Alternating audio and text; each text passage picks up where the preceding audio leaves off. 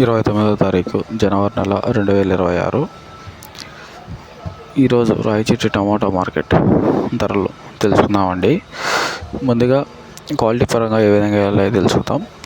3వ రకం క్వాలిటీ కాయలు, పొడికాయలు, సన్నకాయలు 10 రూపాయల నుంచి 30 రూపాయల వరకు. 2వ రకం క్వాలిటీ కాయలు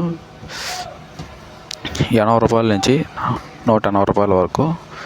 నెంబర్ 1 క్వాలిటీ కాయలు, తొలికాయలు, ఫస్ట్ కాయలు,